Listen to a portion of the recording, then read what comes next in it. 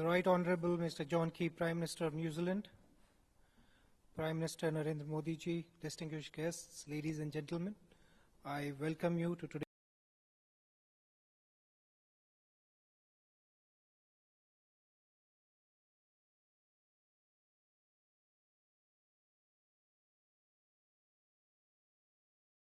session, the prevention of fiscal evasion.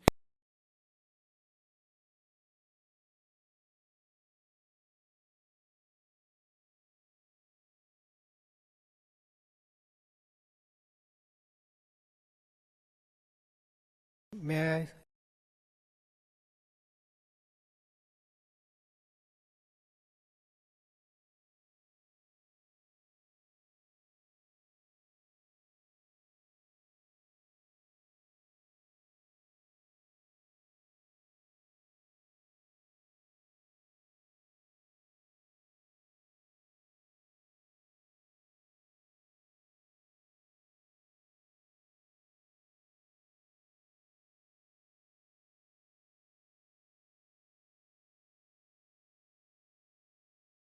the High News by Shri Rajiv Yadav, Secretary, Department of Sports.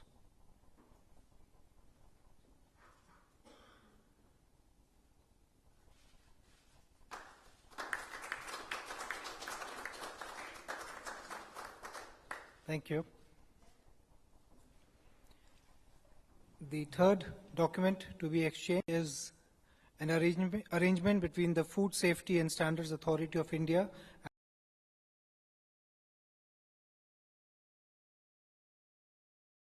on the New Zealand side by His Excellency Graham Morton, the New Zealand High Commissioner, and on the Indian side by Shri Ashish Bahuguna, Chairman FSSAI.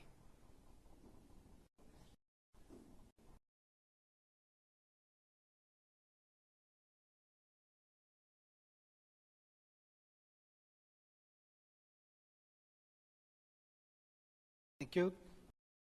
This concludes the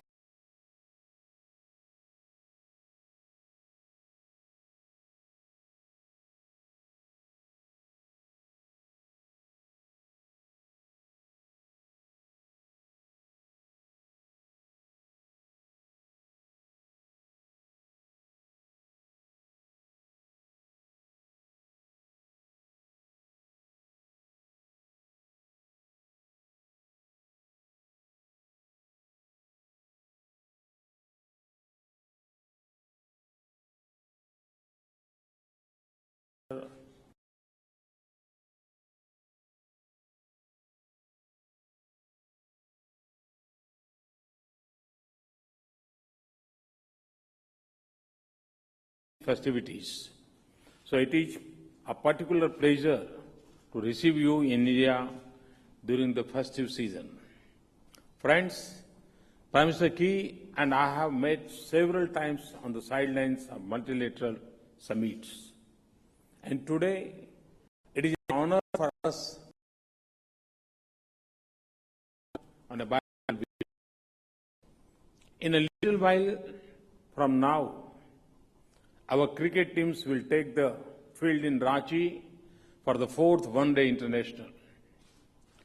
In many ways, some of the cricketing terminology reflects progress in our bilateral linkages. In our ties, we have moved from fielding at long off to taking a fresh guard at the batting pitch. Defensive play has given way to aggressive batting. Friends, Prime Minister Key and I had detailed and productive discussions on all aspects of our bilateral engagement and multilateral cooperation. Trade and investment ties have been one of the key areas of our conversation. We both recognize the need for greater economic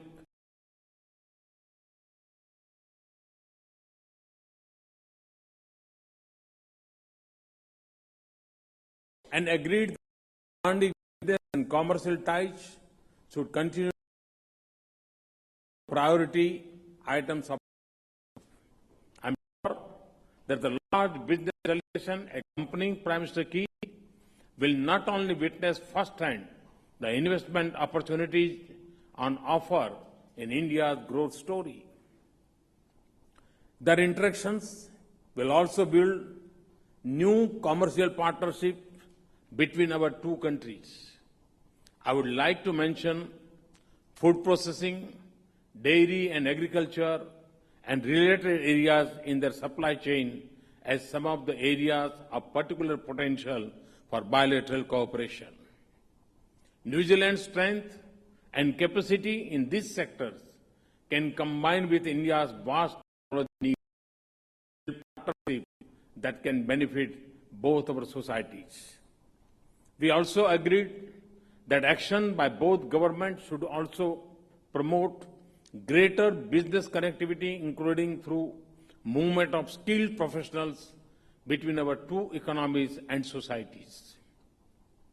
In this regard, we have agreed to continue to work closely towards an early conclusion of a balanced and mutually beneficial comprehensive economic cooperation agreement. Friends, alongside extensive bilateral engagement, our close cooperation also to the global. Our regional issues, we have agreed to enhance our cooperation, including in the East Asia Summit process. The reform of international governance institutions is a shared priority for us both. We are thankful for New Zealand's support to India joining a reform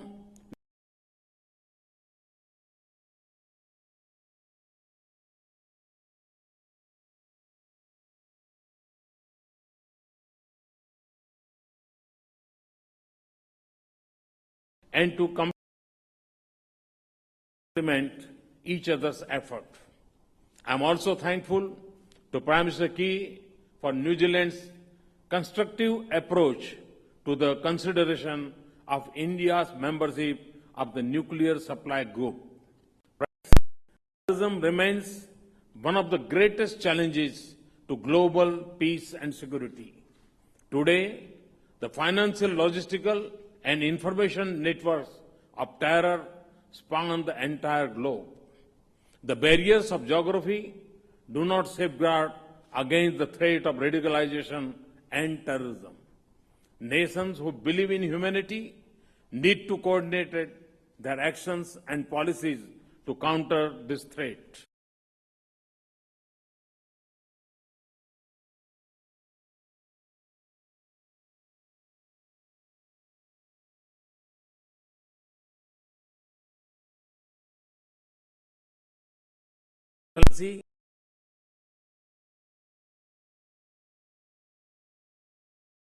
And I can see why.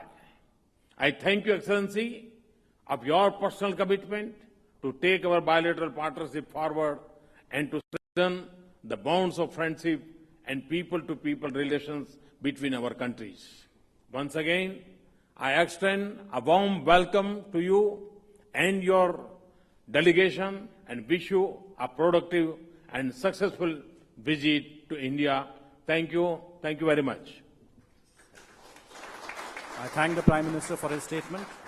May I now invite Right Honourable John Key, Prime Minister of New Zealand, to deliver his press remarks. Kia ora tātou, namaste, Sri Akal. Prime Minister, can I thank you for the invitation to be here in India. This is my second visit as Prime Minister, the last one which took place in 2011. So it's great to be back in the last 5-year period. Of course, India has undergone tremendous change in growth and development. And as I said in our discussions, Prime Minister, we welcome you to pay us a visit in New Zealand. I think you would enjoy the opportunity not only to see a little more of our country, but to engage with the diaspora.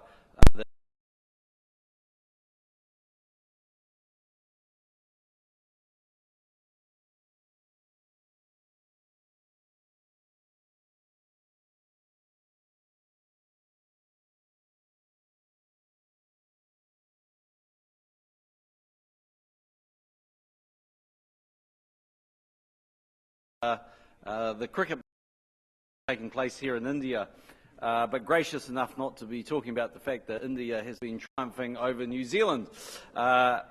We, of course, are trying to build as warm and close a relationship with India as we can, and we've gone to the extraordinary lengths of ensuring that the former Black Caps captain, Brendan McCullum, is now playing for Gujarat.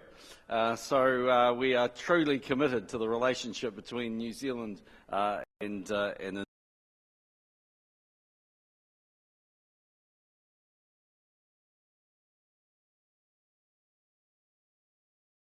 Which we believe to strength.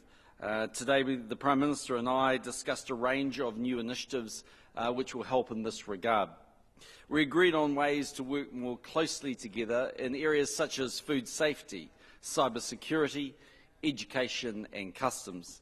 This reflects the broadening nature of our relationship, which is underpinned by growing trade ties. As I said earlier, since my visit here in 2011, trade between India and New Zealand has increased by a third, but there's the potential to do a great deal more. And both Prime Minister Modi and I are committed to creating the business environments in our countries which allow our people to get ahead, to create jobs and opportunities, and to create prosperity for our people. Streamlining trade rules through high-quality trade agreements will encourage that, and Prime Minister Modi and I agreed to work towards that goal through our bilateral free trade agreement negotiations and the Regional Comprehensive Economic Partnership talks, RCEP. We also agreed to continue close coordination on a range of security issues, including international terrorism. I reiterated to Prime Minister Modi New Zealand's consistent support for India to become a member of the reformed United Nations Security Council, including if this means an expansion of permanent members. Both Prime Minister Modi and I underlined our strong interest in advancing nuclear disarmament and non-proliferation. We had a detailed conversation about India's application to become a member of the Nuclear Suppliers Group. I acknowledged the importance to India of it joining the NSG. I also stated that New Zealand would continue to contribute constructively to the process currently underway in the NSG to consider India's membership. New Zealand is committed to working with the NSG members to reach a decision, and as soon as possible. This has been a very productive meeting. Once again, Prime Minister, can I thank you and your government for the hospitality and the discussions we've had. We have a genuine interest in India's success, and we intend to remain true, honest and engaged friends. And can we congratulate you on all that you've achieved in your time as Prime Minister. I thank the two leaders for their statements. Ladies and gentlemen, this concludes the joint press briefing. Thank you all.